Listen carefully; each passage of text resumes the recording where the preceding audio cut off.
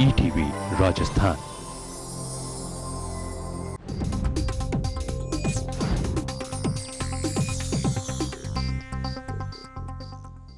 इस कार्यक्रम के सह प्रायोजक हैं TC jeweller, jeweller for generations. CCDU राज्य जल व स्वच्छता मिशन।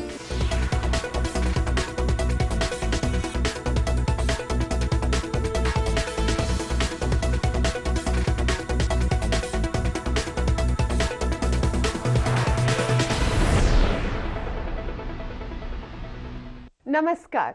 आमने सामने में आप सभी का बहुत बहुत स्वागत है।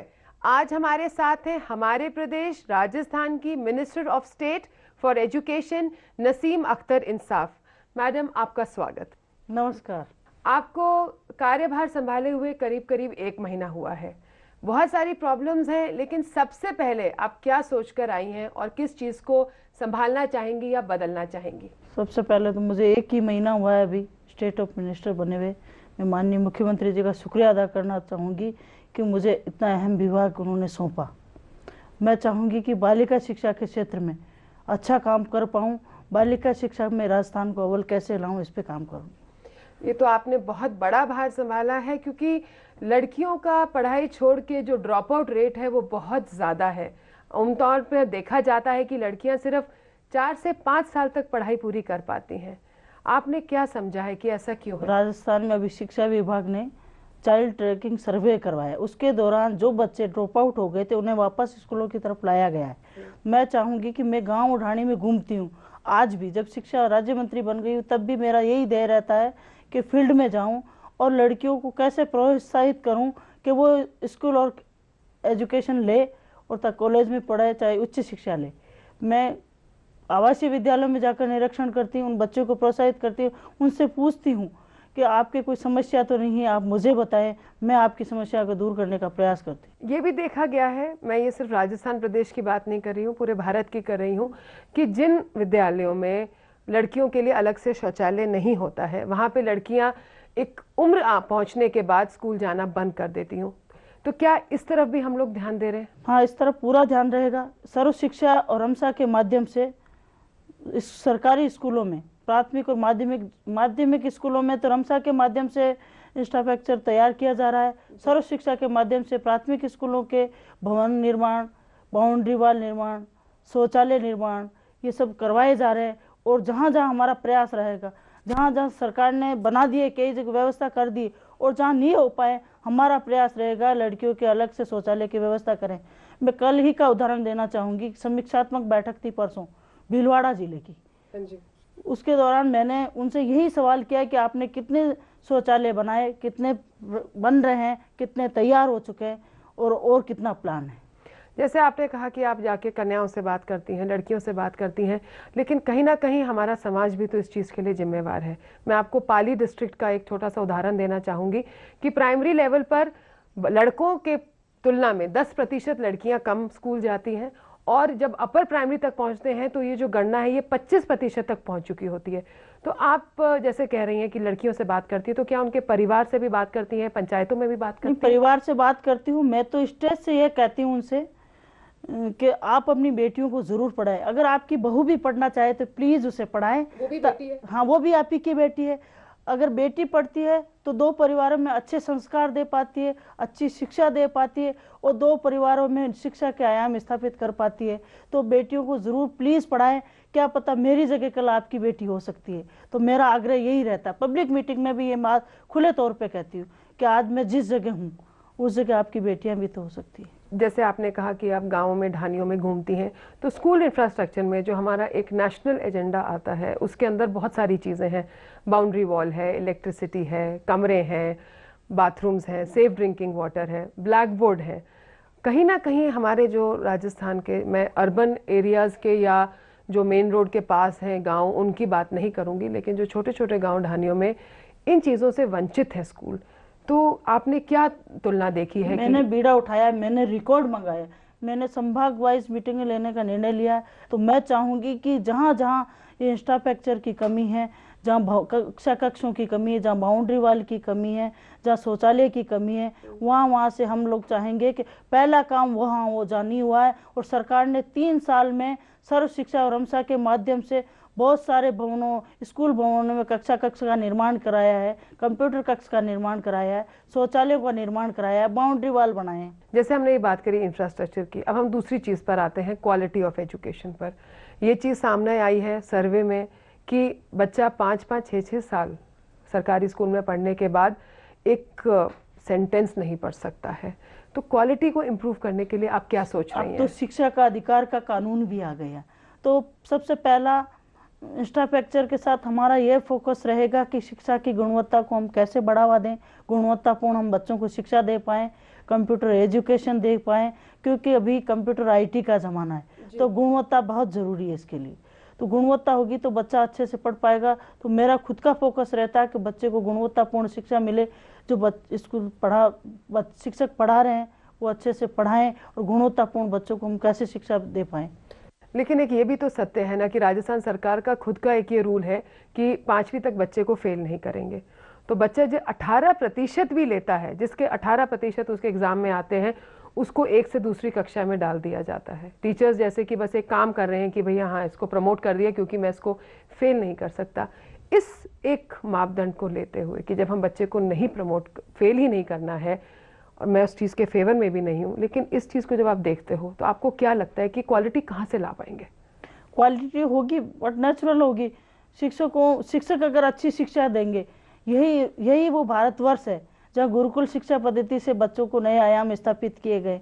यहीं से विवेकानंद पैदा हुए, यहाँ राष्ट्रपति अब्दुल कलाम आज़ाद जैसे पैदा हुए। तो ये एक शिक्षक जब अच्छी अपनी बात पे आएगा, शिक्षक अच्छी शिक्षा देगा तो वट नेचुरल गुणवत्तापूर्ण शिक्षा होगी। हम उनसे सेवाएं लेंगे, हम उनसे भी रिक्वेस्ट करेंगे कि सरकार प्राइवेट स्कूलों के मुकाबले आपको अच्छी तनख्वाह दे रही है, अच्छा सारी सुविधाएं दे रही है, तो आप बच्चों को भी अच्छे से गुणवत्तापूर्ण शिक्षा दें। शिक्षकों के बारे में मेरे पास आपके लिए और भी सवाल है, लेकिन एक छोटे से ब्रेक के बाद, हम ब्रेक के बाद अभी वापस आते हैं। देखते रहिए आमने सामने। This is the iPhone 4S with iCloud. Now, when you download an app on the go, it's there when you get home. Make a change on the way to work, and it's waiting when you get there. Move an appointment on this, and it's updated on that. Now, the things you do on your phone are everywhere you want them, automatically. iCloud, on the most amazing iPhone yet. नई पेशकश, नए आएंगे सपाट नई बेबाक और विचारवान हिंदी और हिंदी पाठकों की प्रतिष्ठा वाला अखबार नए आएंगे। ये है प्रेम कुमार जी का घर। बिजली विभाग की रेड पड़ने से पहले पंखे, AC, लाइट्स सबका इस्तेमाल जमकर करते थे। बिजली की उन्हें चिंता नहीं थी क्योंकि वो बिजली चोरी करते थे। और अब ये है प्रेम कुमार जी का वो ही घर। बिजली विभाग की रेड पड़ने के बाद और तो और यहाँ उनसे कोई प्रेम से भी नहीं बोलता। ओफो, इस बिजली का कुछ करते क्यों नहीं?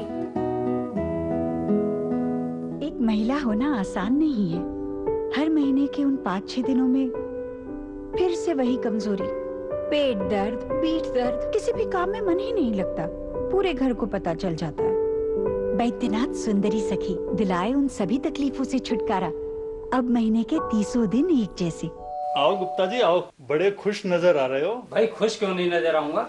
जेडीए जाकर जो आ रहा हूँ भाई मान गए शर्मा जी। मुझे ना नहीं, नागरिक सेवा केंद्र की कार्य प्रणाली को। वो कैसे? जैसे ही मैं नागरिक सेवा केंद्र गया तो वहाँ बोर्ड पर अंकित कार्यों के अनुसार फॉर्म की जानकारी ली। मैंने फॉर्म खरीदा और सलाहकार के पास बैठकर फॉर्म भरा। जमा वाली खिड़की पर फॉर्म जमा कराया। काम पूरा होने पर SMS आ गया। 6 नंबर विंडो से मैंने अपने डॉक्यूमेंट्स ले लिए। नागरिक सेवा केंद्र आए, अपना काम स्वयं कराएं।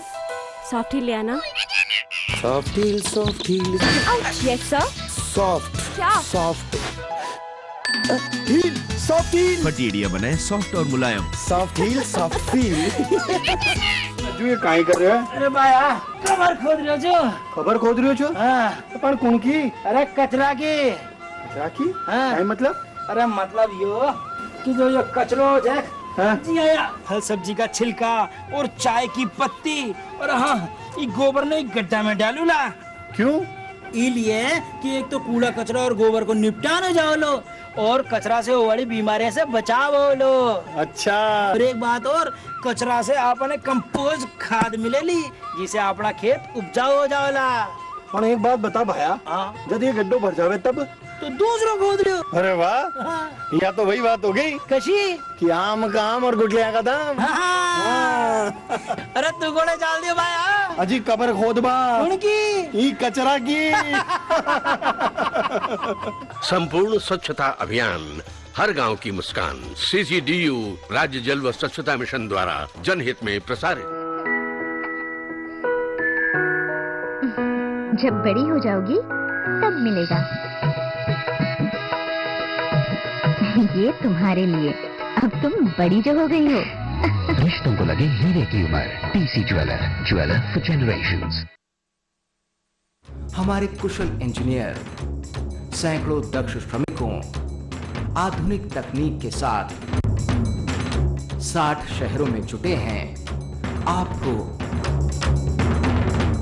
आपको और आपको, आप सबको मिले सभी सुविधाओं से संपन्न आपका अपना एक घर। राजस्थान आवासन मंडल, हमारा है एक ही सपना, सबका हो घर एक अपना।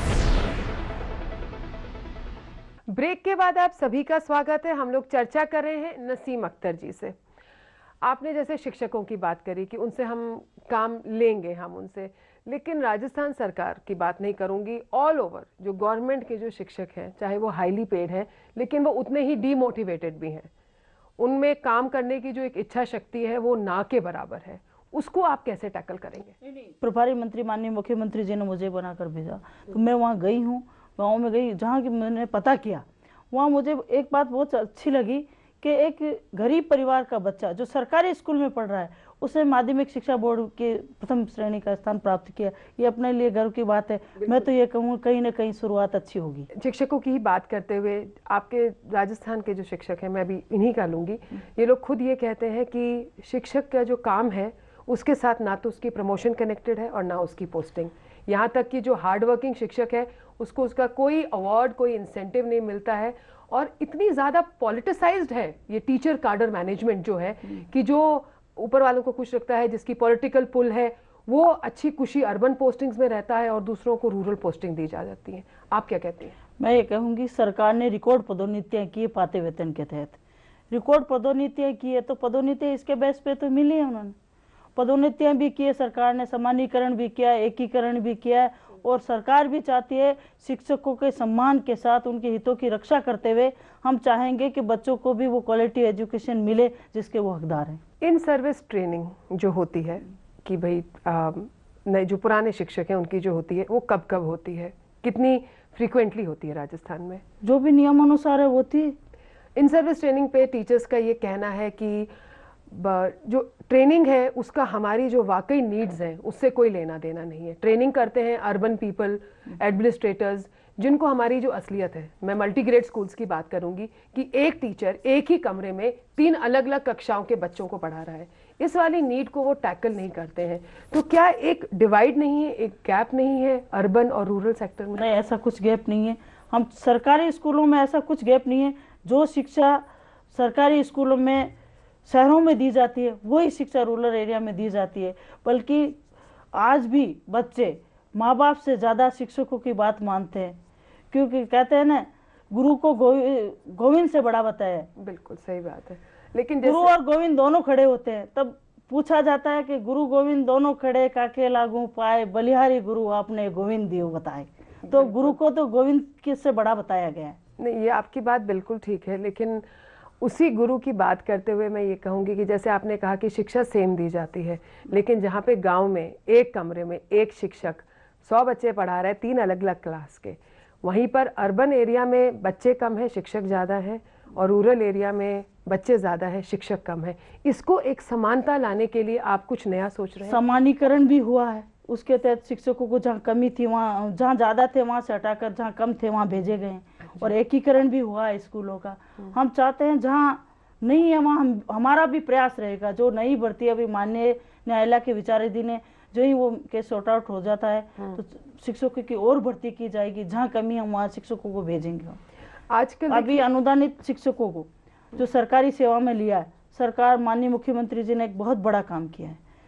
उनको सरकारी सेवा में लेके उन्हें एक बॉन्ड बनाया गया था अनुदानित शिक्षकों कि आपको हम सरकारी सेवा में ले रहे हैं पर आपको हम ग्रामीण क्षेत्र में भेजेंगे, और उनको ग्रामीण क्षेत्र में ही भेजा गया है। तो ये समानीकरण हुआ एक तरह से। नहीं, बिल्कुल पोस्टिंग दी गई है उनको, ग्रामीण क्षेत्र में ही दी गई है। एक और जैसे आपने कहा कि भाई शिक्षक को तो भगवान से भी बड़ा माना गया है, लेकिन जब वही शिक्षक बच्चे को इतनी बुरी तरह मारता है कि उसको अस्पताल में भर्ती होना पड़ता है, अक्सर अखबारों में पढ़ने में आता है कि इतनी बुरी तरह मारा, उसके बाद गांव वालों ने गेट पे ताले लगा दिए। तो हम लोग जब इन सर्विस ट्रेनिंग करते हैं तो क्या उनको ये भी कहीं ना कहीं समझाने का प्रयास किया जाता है कि वो जमाने गए, अब बच्चों पे हाथ नहीं उठाना है? मैंने संभाग स्तरीय मीटिंग लेकर जिला शिक्षा अधिकारी, बीओ, जीडी सबको निर्देश प्रदान किए हैं कि किसी भी बच्चे को दंडित न किया जाए। आपके हमारे जो सुपरविजन होता है, जो कि इंस्पेक्शंस होते हैं, इंस्पेक्शंस कहते हैं मोस्टली या तो जहाँ रेगुलर होते हैं वहाँ पर सिर्फ आजकल कागजी कार्रवाई होती है, टीचर से नहीं पूछा जाता, फेस टू फेस मीटिंग्स नहीं होती हैं, एक डाटा कलेक्शन करके भाई कितने बच्चे प्रमोट हुए, कौन कौन प्रेजेंट है, एब्सेंट है, इंस्पेक्टर चले जाते हैं। ऐसा मेरी जानकारी में नहीं है, एक दो आप बताएं तो मैं उसकी जांच करवा लेती हूँ। चलिए, ये भी हम आपको जरूर बताएंगे। कुछ एक शिक्षक ने ये भी कहा था कि जी अब आपने तो ये बात पहले ही कह दी है इसलिए मैं आपका इसमें से नाम हटा दूंगी, लेकिन जो वीआईपीज होते हैं वो तो सिर्फ जो मेन रोड के पास अच्छे मॉडल स्कूल है वहां तक होके चले जाते हैं। ऐसा कुछ नहीं है। सरकार ने देखो मॉडल स्कूल खोले 186 पूरे रूरल एरिया में खोले, ब्लॉक लेवल पर खेले, और ब्लॉक वहीं ग्रामीण क्षेत्र में ही है, और केजी के आवासीय विद्यालय वो भी ग्रामीण क्षेत्र में, वो शहरी क्षेत्र में नहीं है। सरकारी टीचर्स जैसे आपने कहा कि भाई उनको अच्छा वेतन मिल रहा है, उनको आगे आके कि देश सेवा की तरह है, लेकिन वो कहती है कि हमें पढ़ाने दिया कब जाता है। पल्स पोलियो करें तो हम करें, इलेक्ट्रोल के लिए रोल्स हमने लेने हैं, यहाँ तक कि वन विंडो प्रोग्राम है फ्लैगशिप स्कीम्स का, वो भी हम ही को बताना है। और यहाँ तक कि पीछे तो टीचर्स यूनियन ने एजिटेट करा कि माँ बाप को 2 बच्चे होने के बाद और संतान नहीं करें और आप नसबंदी करा लीजिए, ये भी टीचर्स को ही गाइड करना है। आपको नहीं लगता कि इतना कार्यभार तो नहीं संभाल सकते शिक्षक? नहीं, हम भी शिक्षकों के हितों की रक्षा की बात करेंगे। मैं चाहूँगी शिक्षकों को सम्मान भी करते हैं हम, साथ साथ हम भी चाहते हैं कि स्कूल में शिक्षक ही वो है जो बच्चों को अच्छी शिक्षा दे पाता है और समाज से उसका बहुत नियरेस्ट जुड़ा होता है। शिक्षक ऐसा व्यक्ति है जो हर गाँव ढाणी में मिल जाता है। एक छोटी सी भी ढाणी में जाओगे तब भी आपको वहाँ शिक्षक जरूर मिलेगा। तो हम चाहेंगे कि सरकार की जो लोक कल्याणकारी योजनाएं हैं उसमें कहीं ना कहीं भागीदारी निभाए तो अच्छा है ना। पुण्य का काम है ये तो। नहीं, पुण्य का तो है, लेकिन उनको पढ़ाने का तो मौका नहीं मिल रहा। पढ़ाने का भी मिल रहा है, क्यों नहीं मिलेगा? पहला काम पढ़ाई का ही है। लेकिन जब अब शिक्षकों की कमी पूर्ति हो जाएगी तो उनसे काम लेना भी कम हो जाएगा। ये तो आप मानते हैं ना? ये आप बिल्कुल सही कह रहे हैं। जब ये वैकेंसी भर जाएगी तो अपने आप लोड कम हो जाएगा। आज ही 3rd ग्रेड की और 2nd ग्रेड की पीटीआई की भर्ती निकली है और वो कोर्ट का वो खत्म हो जाता है केस तो 40,000 वो हो जाएंगी। 2nd ग्रेड की पदोन्नति हुई है, 2nd ग्रेड के अभी एग्जाम हुए हैं, वो भी तो स्कूल टीचर बनेंगे। सरकारी स्कूल्स में टीचर्स के एब्सेंटिज्म मतलब कि नहीं स्कूल आने के जो भी कुछ कारण हो, ये बहुत ज़्यादा रहता है और ये एक बहुत बड़ा फैक्टर है जिसकी वजह से कि पढ़ाई का जो लेवल है, जो क्वालिटी आप बात कर रहे हैं वो नहीं हो पाता। तो एब्सेंटिज्म घटाने के लिए कुछ सोच रहे हैं आप? हम चेक करेंगे, निरीक्षण करेंगे, औचक निरीक्षण जैसे होते हैं। मैं तो चाहूंगी कि जहाँ जहाँ मुझे समय मिलेगा मैं खुद भी जाऊंगी स्कूलों के औचक निरीक्षण के लिए। निरीक्षण के ऊपर आपके ही राजस्थान गवर्नमेंट के ही एक इंस्पेक्टर का कोट है कि स्कूल के अटेंडेंस रजिस्टर में ब्लैंक लीव एप्लीकेशन बिना तारीख की बहुत सारी पड़ी होती है कि बाई चांस निरीक्षण हो जाए तो तारीख भर लीजिएगा। ऐसा मेरी जानकारी में नहीं, अगर होता तो मैंने कहा जो अच्छा काम करेगा उसको हम सम्मान करेंगे तो अपने आप बाकी लोग मोटिवेट होंगे, अपने आप हो जाएंगे। बिल्कुल बिल्कुल। शिक्षा से संबंधित कुछ सवाल और हैं, लेकिन एक छोटे से ब्रेक के बाद। हम ब्रेक के बाद अभी वापस आते हैं, कहीं जाना नहीं। The iPhone 4S has an all-new camera with 8 megapixels and advanced optics. So it lets you capture stunning photos. And because it's an iPhone, you can do things you never imagined possible with a camera. So maybe the only camera you need is the one on the most amazing iPhone yet. नई पेशकश, नया Andy, सपाट नहीं, बेबाक और विचारवान, हिंदी और हिंदी पाठकों की प्रतिष्ठा वाला अखबार, नया एंडी। राम राम। क्या बात है रमेश, इतने उदास क्यों हो? कुछ नहीं, कुएं की मोटर पंप ने परेशान कर रखा है। पानी कम निकालती है और बिल ज्यादा आता है। तो 5 सितारों वाला वाटर पंप क्यों नहीं लगवा लेते? 5 सितारों वाला? मैं कुछ समझा नहीं। अरे भाई, जितने ज्यादा सितारे उतनी बिजली की खपत कम और लागत आम पंप जितनी। ऊपर से राजस्थान सरकार इस पर 750 रुपए प्रति हॉर्स पावर का अनुदान भी देती है, समझे? समझ गया। 5 सितारों वाला मोटर पंप लगाने में समझदारी है। ये हुई बात। At Fiat, when we create things with passion, magic happens. This December, the magic gets even better. Sarpanch ji, NREGA में गाँव में तालाब नाली तो खूब खुद गए, लेकिन अपने खेतों में भी तो सुधार के काम होने चाहिए। अरे भाई, सरकार ने अब हमारी बात सुन ली है। अब नरेगा में अपना खेत और अपना काम चालू कर दिया है। अपना खेत और अपना काम, ये क्या है?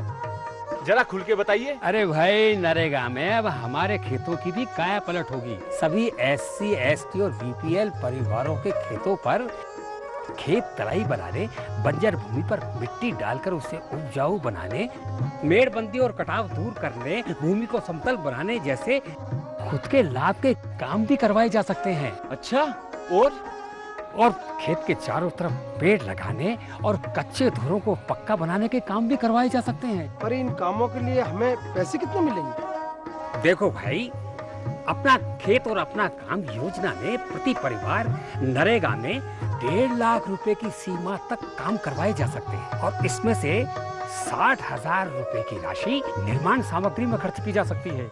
मैं तो अपने खेत में खेत तराई बनाऊंगा, लेकिन मुझे करना क्या पड़ेगा? उसके लिए ग्राम सभा में नामजद प्रस्ताव लाना पड़ेगा और अपने काम के लिए नरेगा की वार्षिक योजना में इसे शामिल करना पड़ेगा।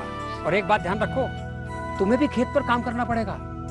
तब तो हम ग्राम सभा जरूर जाएंगे और अपने काम को नामजद कराएंगे।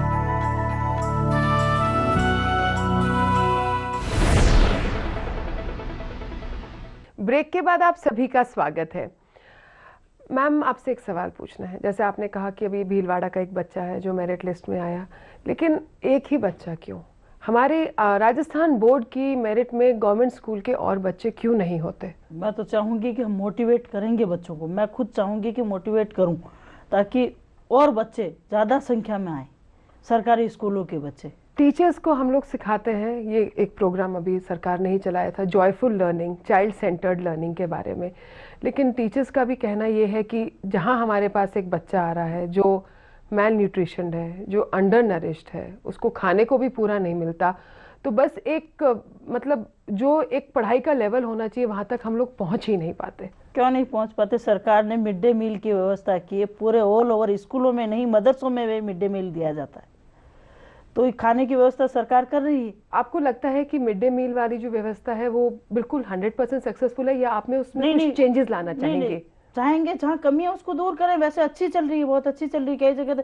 मैं खुद जहाँ स्कूलों में कहीं जाती हूँ, कई गाँव में प्रोग्राम में, तो मिड डे मील खा के देखती हूँ। कल मैं भीलवाड़ा में थी तो प्रदर्शनी में वो जो गर्भवती महिलाओं को जो पोषाहार दिया जाता है खाने के लिए, उसको खाकर मैंने खुद ने देखा है।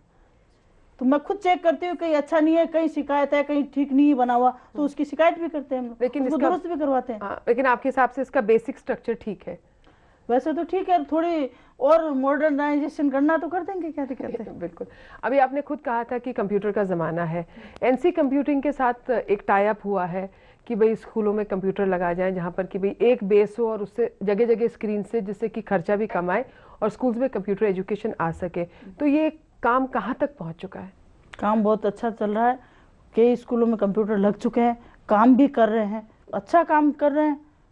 1-2 जगह की व्यक्तिगत कहीं लगी तो मैंने उसको जाके ठीक भी कराया और मैंने कह दिया कि आप एक कालांश जरूर लगाओगे, जहाँ जहाँ व्यवस्था है, जहाँ पूरे शिक्षक हैं, वहाँ एक कालांश कंप्यूटर का जरूर करोगे। और टीचर को आप प्रशिक्षण दिलाओ, उसके बाद कंप्यूटर की एजुकेशन दें। हाँ, वही मैं बोल रही थी कि हमने टीचर्स प्रशिक्षण के लिए, उनकी ट्रेनिंग के लिए भी कुछ शुरू कर दिया है। मैंने कहा कि आप जो कंप्यूटर का एजुकेशन का टीचर है जो पढ़ाएगा, उसको आप पहले प्रशिक्षण दिलाएं, फिर उनको क्लासों में भेजें ताकि वो अच्छी शिक्षा दे पाए। 8वीं क्लास में NCERT की इंग्लिश की किताबें लगाई गई थी, लेकिन वो पता चला कि बच्चे उसके साथ नहीं पढ़ाई कर पा रहे हैं। तो अब हमारा जो state institute of education research है, उसने अंग्रेजी का एक पूरा नया सिलेबस निकाला है। तो उस सिलेबस में भी कह रहे हैं कि भी बच्चों के लिए ऑडियो भी साउंड होगा, राइम्स भी सुनेंगे, उस तरह से सीखेंगे। तो क्या ये लागू कब तक हो जाएगा? अगले सत्र में? जल्दी करेंगे। लेकिन आपको लगता है कि जहाँ पे हमारे अधिकतर जो गांव हैं, जो स्कूल हैं छोटे छोटे, वो एक एक कमरों में चलते हैं, जहाँ बिजली की भी व्यवस्था कमरों में बहुत कम जगह चल रहे हैं, मैं नहीं मानती कहीं एक कमरों में चल रहे हैं। और जहाँ कमियां दिख रही है, हम अधिकारियों को सर्व शिक्षा के ADPC और माध्यमिक शिक्षा के ADPC को भेजकर रमसा के दोनों को, हम जहाँ जहाँ स्कूल है, जहाँ इंफ्रास्ट्रक्चर की कमी है, हम उनको कह रहे हैं आप जल्दी से प्रस्ताव बनाकर भेजिए ताकि केंद्र सरकार से पैसा आए, उन स्कूलों में भी हम कक्षा और बनवा सकें। तो ये वाला जो ये इंसेंटिव रहता है, ये डायरेक्टली केंद्र सरकार का है? केंद्र सरकार का नहीं है? सरकार का भी उसमें हिस्सा है। 25% शायद राज्य सरकार देती है, 75% केंद्र सरकार का। आप एक जिसे कहते हैं ना मर्जिंग ऑफ द सिलेबस देखती हैं। एक हमारा CBSE है, central board of secondary education है, क्योंकि आज के जितने भी कॉम्पिटिटिव एग्जाम हैं, 12वीं के बाद वालों की बात कर रही हूँ मैं, चाहे वो AIEEE हो, चाहे वो AIPMT हो, चाहे मेडिकल का हो, चाहे इंजीनियरिंग का हो, चाहे लॉ का हो, वो सब सेंट्रल बोर्ड CBSE के सिलेबस पे बेस होते हैं, जिससे कि ये एक बिल्कुल सामने हमारे तथ्य है कि राजस्थान बोर्ड के हमारे बच्चे उनमें नहीं ज़्यादातर क्वालिफाई कर पाते। तो इसके लिए हम लोग कुछ सोच रहे हैं कि भाई कहीं हम सिलेबस को लाके और उसके साथ जोड़ें। चाहेंगे कि हम भी उनके बराबर खड़े हों, हमारे माध्यमिक शिक्षा के बच्चे भी, माध्यमिक शिक्षा बोर्ड के बच्चे भी CBSE के बराबर खड़े हों, उसके लिए हमारा निरंतर प्रयास रहेगा। हम चाहेंगे कि हमारे माध्यमिक शिक्षा बोर्ड के बच्चे भी CBSE की तरह मेरिट लिस्ट में आए और वो भी अच्छी एजुकेशन प्राप्त करें और उच्च शिक्षण संस्थाओं में जाकर शिक्षा प्राप्त करें और कहीं इंजीनियर बने, कहीं IPS बने, ये चाहेंगे हम लोग। आपका जो बाकी समय है, क्या सपना लेकर आई आप? हम चाहेंगे कि शिक्षा के क्षेत्र में, मैं खुद एक शिक्षा के क्षेत्र से आती हूँ, तो मेरा दायित्व भी बनता है कि एजुकेशन के क्षेत्र में अच्छा काम करूँ। खासकर जिस समाज से मैं आती हूँ, उस समाज में शिक्षा की बहुत कमी है, तो मैं चाहूँगी कि अल्पसंख्यक माइनॉरिटी की बच्चियाँ एजुकेशन में अच्छा नाम रोशन करें। जैसे कि अभी 2-3 बच्चियां माइनॉरिटीज़ की आई है, उन्हें प्रियदर्शनी अवार्ड भी दिया गया है। कहीं 2-3 बच्चियां रह गई, तो हम चाहेंगे उन बच्चों को प्रियदर्शनी में अवार्ड दिलाऊं ताकि दूसरी बच्चियां मोटिवेट होकर शिक्षा की तरफ आगे बढ़े। और अल्पसंख्यक प्रशिक्षण संस्थान था अल्प भाषा का, जो अजमेर में था, गत 10 साल पहले बंद कर दिया। अल्प भाषा, उसमें उर्दू के साथ गुजराती भी है, सिंधी भी है। अच्छा, आपकी जानकारी के लिए बता दूं, उसमें उर्दू के साथ गुजराती और सिंधी भी, ताकि अल्प भाषा पूरी ही उससे जुड़ सके। और अल्प भाषा का प्रशिक्षण संस्थान, उसकी 35-36 हज़ार के समथिंग बजट आवंटन हो चुका है, पदों की घोषणा हो चुकी है और NCT से परमिशन आते ही हम उसको चालू कर देंगे। बिल्डिंग भी देख ली गई है और NCT की परमिशन आती है अगले 17 जुलाई से। मैं चाहूँगी कि ये प्रशिक्षण संस्थान माननीय मुख्यमंत्री जी के हाथों से हम चालू कराएं। खैर, हम भी बिल्कुल यही चाहेंगे। आपकी बेटी स्कीम है एक, उसके लिए आप कुछ और चेंजेस लाना चाह रही हैं, कुछ सोच रही हैं उसके बारे में? मैं तो कहूँगी नहीं, सारी बेटियां पढ़े, सभी समाजों की बेटियां आ गए, खासकर गांव के उस गरीब तबके की, SC की, माइनॉरिटी की, SC की, और जो नहीं पढ़ पाते हैं बच्चे गरीब तबके से, आम जन की बेटी आगे आए, तो मुझे बहुत खुशी हुई। कई बार ये देखने में आता है कि जो शिक्षक हैं, उन लोगों का रवैया गरीब बच्चों की तरफ, या जो SC ST से होते हैं, या जो अंडर प्रिविलेज माइनॉरिटी से होते हैं, उनकी तरफ उनका रवैया ठीक नहीं होता, जिससे कि ये बच्चे और भी डिमोटिवेट हो जाते हैं। तो आप शिक्षकों को भी समझाने की कोशिश करें। वो बहुत पुराने जमाने की बात हो गई है, आजकल तो सब बराबर हैं, सबको समानता का अधिकार है। मुझे नहीं लगता कहीं ऐसी चीज है, क्योंकि आजकल सबको बराबर की दृष्टि से देखा जाता है। अमीर गरीब का भेद मुख्यमंत्री ने जब मिटा दिया मुफ्त दवा योजना देकर, तो माँ जिन्नी सुरक्षा योजना देकर, तो अब कहीं भेद नजर नहीं आता मुझे। अगले 3 साल में, जब तक करीब 2.5-3 साल में जब तक आपका टेन्योर खत्म होगा, हम क्या बड़ा बदलाव देखेंगे? अच्छा बदलाव होगा, उसमें हम आपको भी शामिल करेंगे, आपको हम बताएंगे कि हमने ये बड़ा बदलाव करने जा रहे हैं, आपको उसमें जरूर शामिल करेंगे, क्योंकि टीवी को हम जरूर बताते हैं कोई भी चीज़ करते हैं। आपका बहुत बहुत धन्यवाद, आप अपना कीमती समय निकाला और हमारे कार्यक्रम में आए। ये थी नसीम अख्तर, इंसाफ, minister of state for education. अगले रविवार हम फिर होंगे आपके बीच। तब तक हमें इजाजत दीजिए। नमस्कार, जय हिंद।